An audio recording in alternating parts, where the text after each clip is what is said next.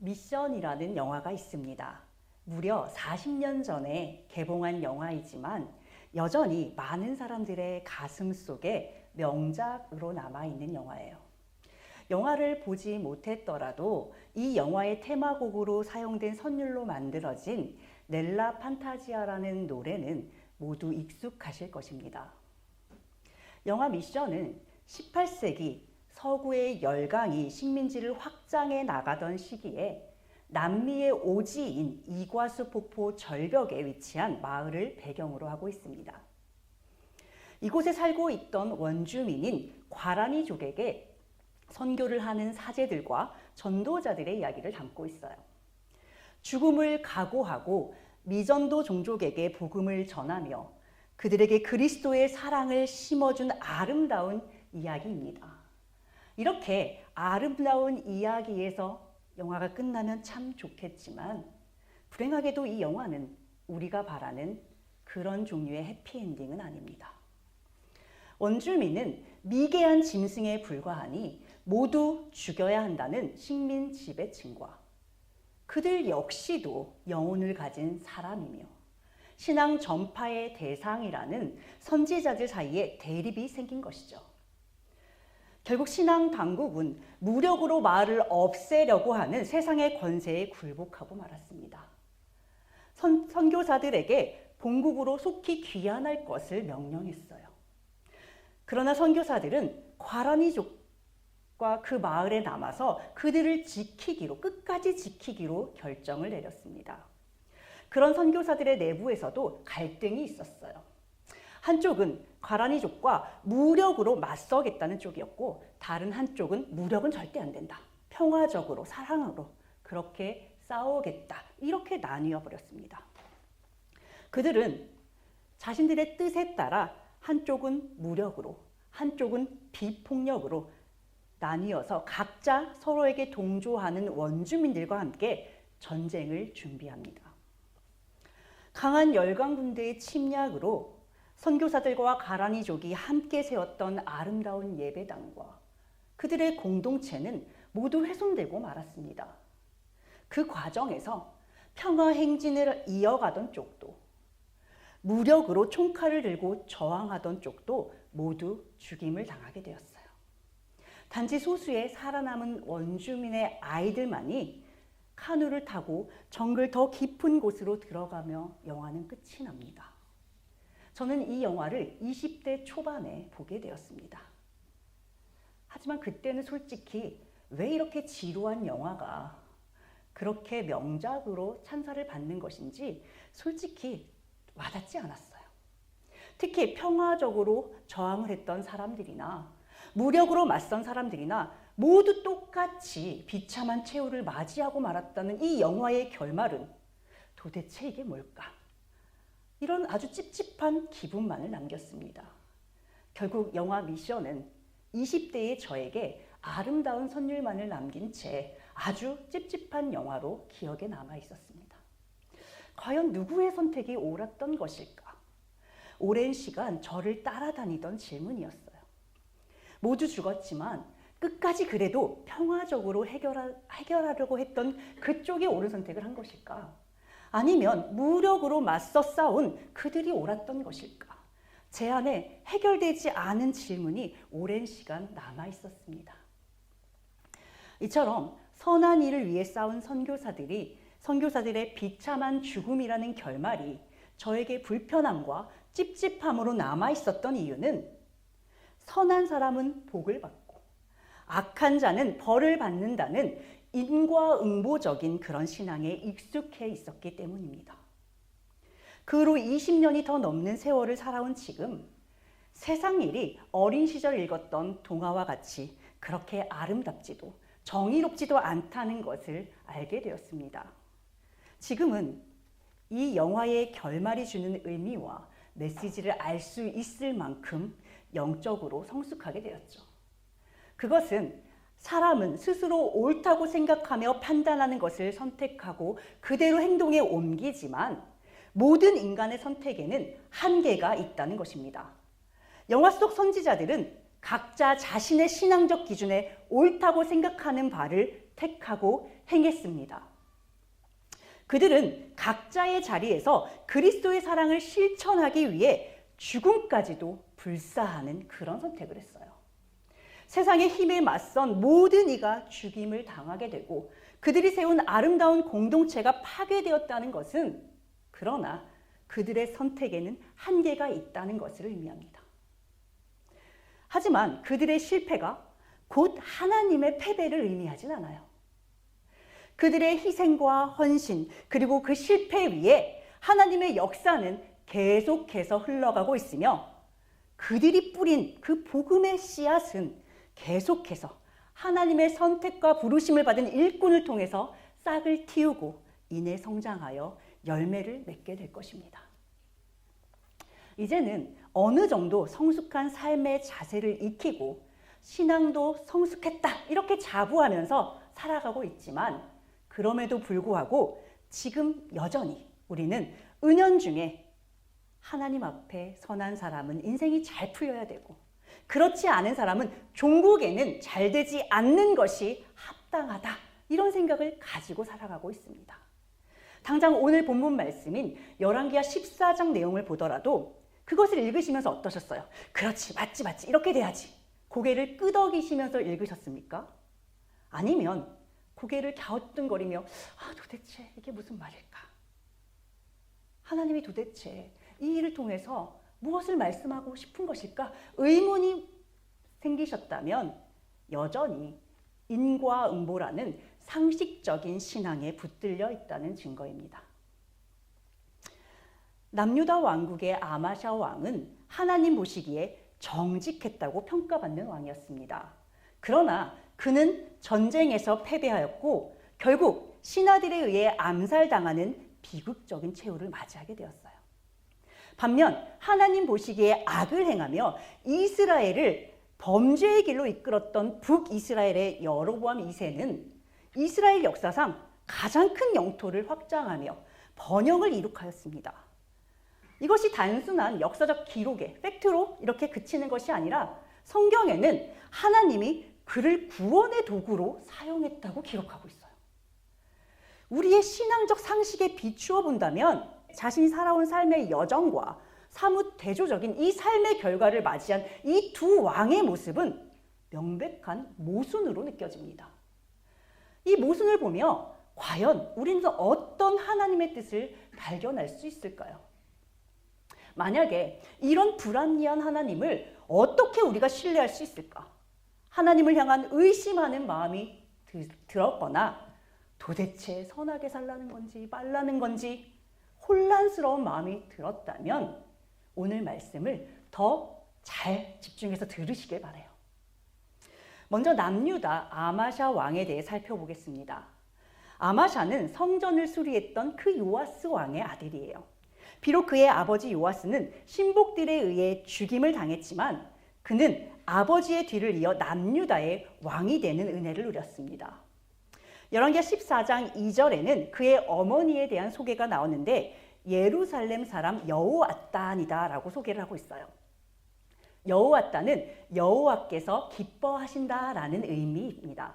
딸에게 이런 이름을 지어준 걸 보면 신앙심이 깊은 가정에서 성장했다는 것을 알 수 있습니다.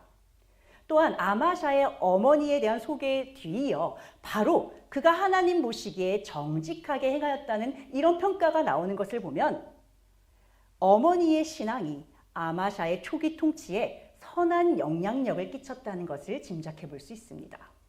비록 그는 산당을 제거하지는 못했어요. 다윗처럼 완전히 정직하게 그렇게 행하지는 못했다고 합니다. 그러나 나라를 안정되게 세워갔어요. 그리고 그 나라를 세운 뒤에 아버지를 죽인 신복들을 죽이는 과정에서 그는 율법에 순종했습니다. 신명기 24장 16절 말씀에 따라 반역한 그들만 처형을 하고 그 자녀들은 죽이지 않은 것이죠. 하나님의 법을 지켰던 그는 에돔과의 전쟁을 준비하게 되었습니다. 에돔과의 전쟁에 대해 열왕기 저자는 단 한 절을 기술하고 있어요. 그렇지만 역대기 저자는 이 부분을 자세하게 기술하고 있습니다. 그래서 이 부분은 역대하 24장 5절에서 16절의 말씀을 토대로 전해드리려고 해요. 아마샤는 에돔과의 전쟁을 위해 군사를 모았습니다. 그런데 남유다에서 모인 군사의 수는 30만에 불과했어요. 이 숫자를 가지고 에돔과의 전쟁에 승리할 수 없다고 판단한 왕은 은 100달란트를 주고 북이스라엘에서 군사 10만 명을 더 고용하게 되었습니다. 역대하 25장 8절 왕이 만일 가시거든 힘써 싸우소서. 하나님이 왕을 적군 앞에 엎드러지게 하시리이다. 하나님은 능히 돕기도 하시고 능히 패하게도 하시나이다 하니. 그러나 하나님의 사람이 와서 북이스라엘의 군대가 함께하는 것은 하나님의 뜻이 아니니 그들과 함께하지 말라고 경고를 하게 됩니다. 전쟁의 승패가 사람의 숫자나 무기에 달린 것이 아니라 오직 하나님의 손에 달려 있음을 상기시켜 주었어요. 그러나 이미 북이스라엘에 그 용병들을 고용하는데 너무나도 큰 대가를 지불한 후였어요. 그렇기 때문에 이 아마샤가 망설이게 되는 것입니다. 그때 하나님의 사람이 여호와께서 능히 이보다 더 많은 것을 왕에게 주실 수 있다라고 말을 하자 이 말에 힘을 입어 하나님의 말씀에 순종하게 됩니다. 하나님의 말씀에 순종한 그는 에돔과의 전쟁에서 크게 승리를 하게 돼요. 그런데 그 승리에 도취된 그는 엉뚱하게도 에돔 사람들의 신들을 가져와 하나님의 자리에 그 우상을 세우고 그것들 앞에 경배하며 분향하는 죄를 저지르고 맙니다. 진노하신 하나님께서는 선지자를 보내시어 그를 책망하셨지만 오히려 그 선지자를 겁박하고 하나님의 경고를 무시했어요. 어떻게 하나님께 은혜를 받아서 그 큰 승리를 거두었음에도 불구하고 왜 이렇게 교만해진 걸까요? 하나님의 크신 은혜를 경험하고도 오히려 패배한 그 적국의 우상을 가져와서 숭배한 그의 이 태도를 도무지 이해할 수가 없습니다. 그가 이처럼 에돔의 우상을 가져와서 우상 숭배를 하게 된 이유는 보이는 형상을 만드는 것을 금지하신 하나님과는 달리 그 우상들은 굉장히 화려하단 말이에요. 보암직하다는 것입니다. 결국 모든 우상 숭배는 보암직하고 먹음직한 선악과를 먹은 그 인간의 죄와 하나도 다를 바가 없는 것입니다. 우상 숭배이던 하나님이 금지하신 선악과를 먹는 행위이든 이 모든 것은 모든 것의 주권을 하나님께서 가지고 계신다는 이 사실을 인정하지 않을 때 할 수 있는 행동들입니다. 그것이 바로 하나님 자리에 나 자신을 두는 거예요. 그리고 그것이 바로 하나님께서 그토록 싫어하시는 교만입니다. 인간의 교만은 하나님의 진노를 부릅니다.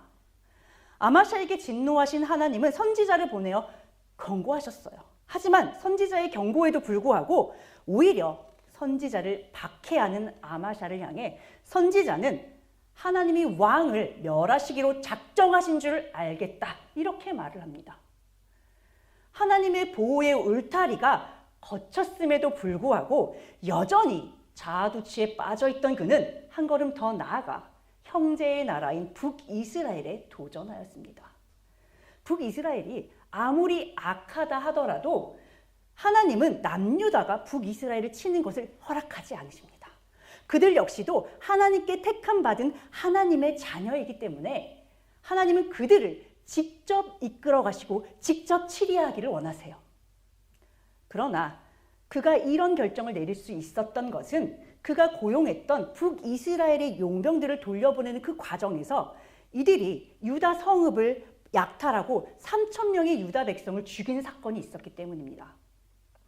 그는 북이스라엘의 용병들이 먼저 자신에게 악한 일을 행했기 때문에 그들에게 보복하는 것은 당연하다라는 생각을 했을 수도 있습니다.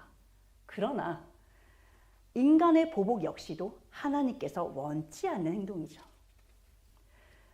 이미 하나님을 떠난 아마샤에게는 하나님의 뜻이 어디에 있는지는 중요하지 않게 되어버렸습니다.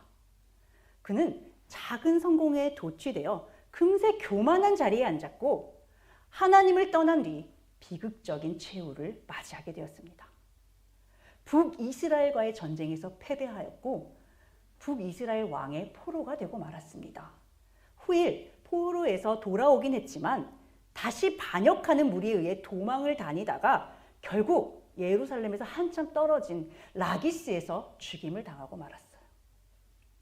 자, 아버지 요아스가 어떻게 죽었습니까? 하나님을 떠난 뒤 처참하게 암살을 당해서 죽었던 그 아버지의 최후를 그는 똑똑히 보았습니다. 그렇다면 그는 그 아버지의 마지막 모습을 통해 하나님을 떠나는 삶의 마지막이 얼마나 비참할 수 있는지 배웠어야 합니다. 그러나 그는 어리석게도 그 작은 성공에 도취되어 교만한 자리에 앉고 말았고 아버지와 똑같이 하나님을 떠나고 말았습니다. 결국 아버지와 동일하게 반역자들에 의해 죽임을 당하는 비참한 최후를 맞이하게 되었어요. 사무엘하 22장 28절 주께서 곤고한 백성은 구원하시고 교만한 자를 살피사 낮추시리이다. 성도 여러분, 아마샤의 교만과 그로 인한 비참한 인생의 마지막을 이렇게 우리에게 보여주고 계신 것은 성도들은 절대로 교만한 자리에 앉지 않기를 바라시는 하나님의 사랑의 메시지인 것입니다. 이렇게 하나님께서 말씀을 통해 교만의 결과가 어떠한지 보여주셨음에도 불구하고 성도들이 욕심을 버리지 못해 하나님을 배신하고 교만의 자리에 앉는다면 전능하신 하나님의 보호를 받을 수 없다는 사실을 꼭 마음에 새기시기를 바라요. 다음으로 살펴볼 사람은 북이스라엘의 여로보암 2세입니다.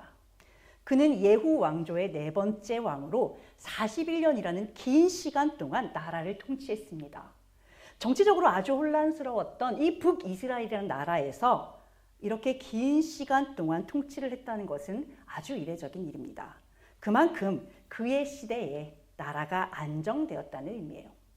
그는 정치적으로 북이스라엘에서 가장 뛰어난 왕으로 평가받고 있습니다. 그가 다스리던 이 시기는 북이스라엘의 최대 황금기로 기록되어 있어요. 그러나 그는 하나님이 보시기에 악한 왕이었습니다. 북이스라엘의 초대 왕이었던 여로보암의 죄, 즉 금송아지를 하나님이라고 숭배하던 그 죄에서 떠나지 않았던 그런 사람이에요. 그러나 그가 이렇게 악한 왕이었음에도 불구하고 하나님은 선지자 요나를 통해 여로보암의 시대에 영토를 회복하게 될 것이라고 말씀해 주셨어요. 하나님의 뜻을 전한 이 선지자 요나는 우리 모두가 잘 알고 있는 그 요나가 맞습니다. 하나님의 명령에 거역해서 니느웨로 가지 않고 다시스로 가는 배를 탔다가 물고기 뱃속에서 3일간 갇혀있다. 다시 니느웨에 하나님의 뜻을 전했던 그 선지자입니다. 하맛 어기에서 아라바 바다까지라는 말은 우리가 단에서 브엘세바까지라는 말을 하잖아요. 그 말과 유사한 말이에요. 이스라엘 전체 영토를 아우르는 그런 관용구입니다. 하맛 어기는 가나안 땅에 들어가기 전에 이미 하나님께서 이스라엘 땅의 북쪽 경계로 지정해 주신 곳입니다. 그러나 솔로몬 시대 이후에 한 번도 이 땅을 이스라엘 백성들이 차지했던 역사가 없어요. 아라바 바다는 사해 바다의 다른 이름입니다. 그러니까 하맛 어기라는 이 언급을 통해서 우리는 여로보암 2세의 왕국이 북이스라엘 역사상 최고의 정점에 이르렀다는 것을 알 수 있는 것입니다. 그가 누렸던 이 모든 번영과 축복은 그가 하나님 앞에 충성했거나 선한 왕이었기 때문이 아닙니다. 여로보암 2세의 통치기에 이들이 번영할 수 있었던 이유는 고통받는 이스라엘 백성을 향한 하나님의 긍휼하신 마음 때문이었어요. 즉 하나님의 일방적인 은혜로 이들은 번영을 누리게 되었던 것입니다. 또한 하나님은 이스라엘의 이름을 천하에서 없애기를 원하지 않으셨어요. 그래서 이 악한 여로보암 2세라도 그를 세우셔서 구원의 도구로 사용하신 것입니다. 이것을 통해 우리는 하나님이 악인조차도 하나님의 긍휼하심에 따라 백성을 구원할 도구로 사용하신다는 것을 알 수 있습니다. 이것은 구원이 인간의 자격이나 조건에 의해 결정되는 것이 아니라 하나님의 전적인 주권에 달려있는 은혜라는 것을 보여주신 것입니다. 그런데 이렇게 온전한 하나님의 긍휼하심에 따라 말할 수 없는 축복의 기회를 얻었지만 이 은혜의 결과가 온전한 축복으로 이어졌느냐 하면 그렇지 못했습니다. 우리는 이것을 잘 봐야 돼요. 솔로몬 이후 가장 부강한 그때를 맞이하게 되자 권세자들은 더 많은 재물과 권력을 갖기 위해 가난한 백성을 핍박하기 시작한 것입니다. 아모스 2장 6절입니다. 여호와께서 이와 같이 말씀하시되 이스라엘의 서너 가지 죄로 말미암아 내가 그 벌을 돌이키지 아니하리니 이는 그들이 은을 받고 의인을 팔며 신 한 켤레를 받고 가난한 자를 팔며. 여로보암 2세 시기에 북이스라엘에서는 이미 호세야 선지자가 활동하고 있었습니다. 그럼에도 불구하고 하나님은 남유다의 농부였던 아모스를 선지자로 또다시 세우셨습니다. 사치하고 무절제한 생활을 했던 북이스라엘을 향해 심판의 메시지를 전하셨어요. 가난한 동족을 품고 그들을 보호해야 할 의무가 있는 이 권세자들이 오히려 가난한 백성들을 괴롭힌 것은 악한 이방인들이 그렇게 한 것보다 훨씬 더 용서받기 힘든 악한 죄를 짓는 것입니다. 호세아 선지자를 통해 하나님은 하나님과의 언약의 관계를 파기했던 이스라엘의 불신앙에 대해 하나님이 얼마나 마음이 아프신지를 드러내셨습니다. 그럼에도 불구하고 하나님은 회복을 약속해 주셨어요. 내가 여전히 너희를 사랑하니 돌아오라고 호세아 선지자를 통해서 말씀을 전해 주신 거예요. 그러나 이스라엘은 하나님 앞에 돌아오지도 않았고 회개하지도 않았습니다. 자신들의 번영을 하나님의 축복으로 오해했어요. 자신들의 죄악에도 불구하고 여전히 잘 살고 있는 자신들을 보며 그들의 마음은 화인 맞은 심령이 되어버렸습니다. 자신들의 죄를 보지 못하는 지경에 이르고 말았어요. 그래서 하나님은 아모스 선지자를 다시 세우셔서 이번에는 심판의 경고를 보내시는 겁니다. 여로보암 2세의 시대는 외적으로 볼 때는 국력이 회복되고 영토는 확장되고 경제적 번영을 누리는 우리 눈에 보면 축복의 시대입니다. 그러나 그들의 영적 상태는 썩어질 대로 썩어지고 무너질 대로 무너진 시대입니다. 하나님은 선지자들을 세우시며 사랑의 호소도 하시고 한편에서는 심판의 경고도 하시면서 북이스라엘이 하나님 앞에 회복하기를 바라셨어요. 그러나 그들은 끝내 이런 하나님의 참뜻을 헤아리지 못했습니다. 진정한 회개에 이르지 못한 결과 북이스라엘은 이때 잠깐의 번영을 누린 후에 곧 멸망의 길로 접어들고 말았습니다. 한편 하나님 앞에 교만했던 아마샤는 패배를 통해 그를 낮추시는 하나님을 만났어요. 그러나 그 역시 하나님의 뜻을 알지 못했습니다. 그 역시도 진정한 회개로 나아가지 못했습니다. 그러나 이후 급격하게 쇠퇴하며 멸망의 길로 갔던 북이스라엘과는 달리 패배했던 남유다는 그 연약함 가운데 다시 하나님을 의지해야 하는 시간을 맞이하게 됩니다. 전도서 7장 15절.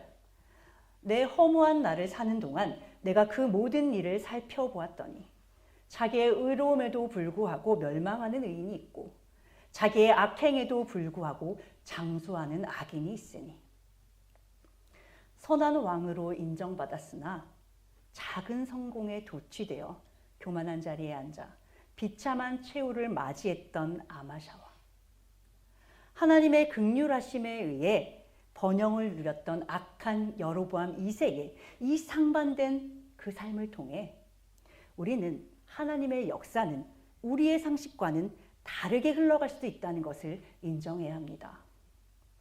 우리의 눈에 보이는 성공이 반드시 하나님의 인정을 받은 결과가 아닙니다. 고난 속에 있다고 해서 하나님께 버림받은 것 역시 아닙니다. 그러므로 우리가 주목해야 할 것은 내가 처한 형편이나 환경이 아니라 하나님의 뜻이 무엇인가를 보는 것입니다. 하나님의 시간과 계획 안에서 인간의 악함도 선함도 그리 큰 영향력을 끼치지는 못합니다. 다만 그것은 크고 광대하신 하나님의 입장이에요. 우리 입장에서는 당연히 하나님께서 정하신 그대로 선하게 살기 위해 최선을 다해야 할 것입니다. 이와 동일한 맥락에서 이번 목사님 수술에 대한 이야기를 나누고 설교를 마무리하려고 합니다. 이번에 목사님께서 한국에 들어오시자마자 심각할 정도로 아프셨습니다. 미국에서 너무 잘 지내다 오셨기 때문에 미국에 있는 가족들이나 목사님 주변에 있던 모든 사람들이 당황했어요. 특히 담낭 절제 수술을 받아야 한다는 소식을 접했을 때는 솔직히 이게 도대체 뭘까? 그런 생각마저 들어서 무척 심란했습니다.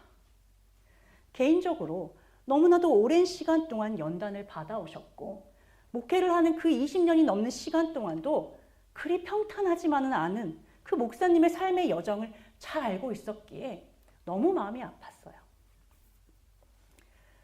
하나님 앞에 엎드려 저는 아직 목사님이 필요하다고, 아직 갈 길이 너무 머니 제발 목사님이 강건하게 저희 곁에 오래 계시게 해달라고 하나님 앞에 부르짖었습니다. 한편으로는 분명히 이 일을 통해서 하나님께서 우리에게 전하고자 하시는 그 뜻이 있을 텐데 그것이 잘 보이지 않아서 마음이 많이 답답했습니다.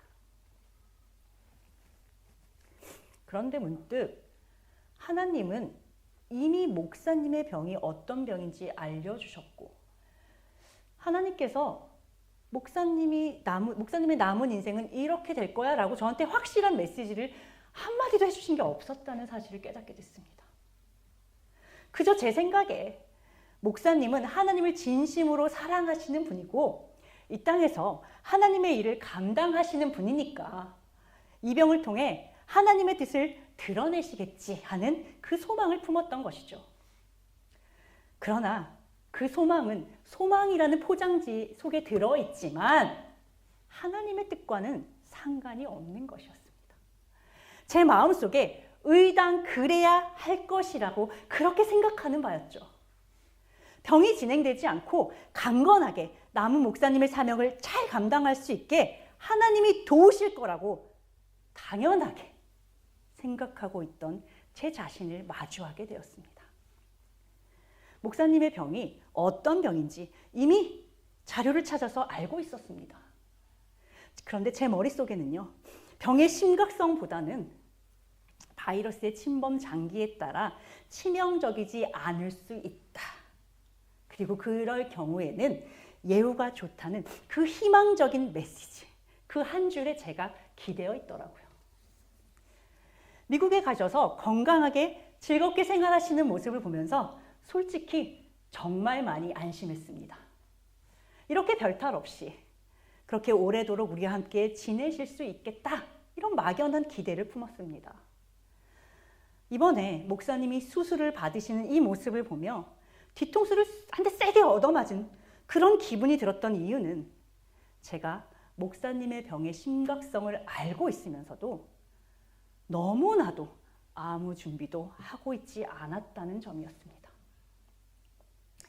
글쎄요, 성도 여러분들 역시도 저와 사정이 크게 다르지 않으실 것 같습니다.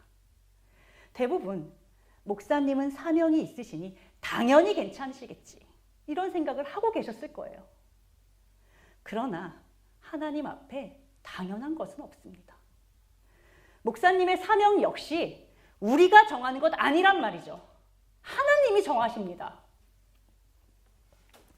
이와 마찬가지로 성경에는 하나님의 나라와 복음을 전하는 증인과 하나님의 의와 예수 그리스도만 전하고 있습니다. 그런데 우리는 끊임없이 그 안에서 사람이 듣기 좋은 세상의 복을 찾고 있어요. 그건 어디에도 기록되어 있지 않습니다. 다만 성도들이 하나님의 뜻대로 살며 하나님을 의지하고자 할 때 그의 믿음을 위해 세상의 문제를 해결해 주시기도 하는 거죠.